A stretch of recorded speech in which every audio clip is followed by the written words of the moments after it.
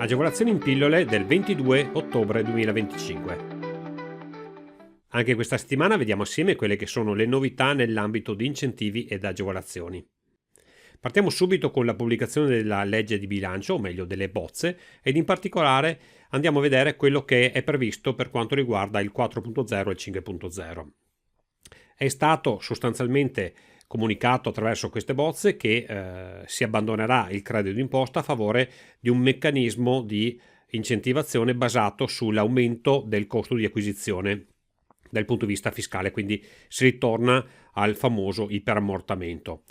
E gli investimenti agevolati in questo modo saranno quelli effettuati dal 1 gennaio 2026 fino al 31/12/2026, ovvero fino al 30 giugno 2027 nel caso in cui si versi l'acconto del 20% entro il 31/12/2026. Le aliquote previste sono quelle per gli investimenti 4.0 e per l'autoproduzione di energia di una maggiorazione del 180% dell'investimento fino a 2 milioni e mezzo di euro, che corrisponde sostanzialmente ad avere un beneficio fiscale stimato nel 43,2%. Poi abbiamo il 100% per la quota da 2 milioni e mezzo fino a 10 milioni e del 50% per la quota da 10 milioni fino a 20 milioni. Per gli investimenti invece relativi alla transizione ecologica abbiamo una maggiorazione dell'incentivo e quindi una maggiorazione del costo del più 220% nel caso di investimenti fino a 2 milioni e mezzo, e qui il beneficio fiscale stimato è di circa il 52,8%. Nella quota tra 2 milioni e mezzo e 10 milioni abbiamo una maggiorazione del 140% e per la quota tra 10 e 20 milioni abbiamo una maggiorazione del 90%. Attenzione che la stima che ho fatto per il beneficio fiscale è basandosi su una classica SRL e su un IRES standard del 24%. Questa novità porta con sé ovviamente delle opportunità. Il beneficio teorico, come avete sentito, è più alto rispetto alle attuali percentuali previste sia per il 4.0 che è al 20% che per il 5.0 che è il 45%. L'altra novità è che ritorna anche incentivabile il software 4.0, a questo punto con aliquote molto interessanti. Attenzione che ci sono anche delle criticità e in particolare abbiamo delle tempistiche che cambiano, mentre con il credito d'imposta industria 4.0 l'utilizzo è in 3 anni, per il 5.0 in 5 anni. In questo caso l'utilizzo del beneficio andrà agganciato a quella che è il periodo di ammortamento del bene. Poi attenzione alla capienza, nel senso che mentre per utilizzare il credito d'imposta si andava in compensazione con qualsiasi tributo che passasse per l'F24, per quanto riguarda l'iperammortamento stiamo parlando di benefici che si manifestano nell'IRE sostanzialmente o nell'IRPEF eventualmente, e quindi occorre avere degli utili, quindi occorre avere degli utili capienti per gli anni successivi.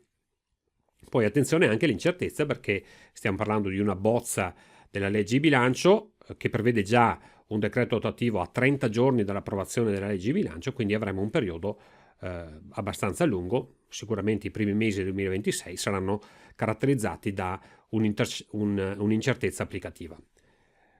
Detto questo, è chiaro che questo è il momento comunque di fare delle considerazioni e valutare assieme a chi vi segue l'ambito delle agevolazioni, e spero abbiate piacere di farvi seguire da noi quelle che sono le varie prospettive e le valutazioni che possono essere fatte se è opportuno accelerare gli investimenti oppure eventualmente ritardarli.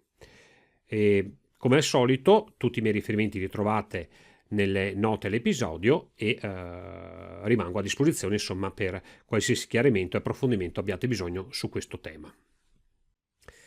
Passiamo al bando del Veneto per la ricerca e sviluppo collaborativi. La Regione Veneto ha lanciato un bando per rafforzare i progetti di ricerca industriale e di sviluppo sperimentale.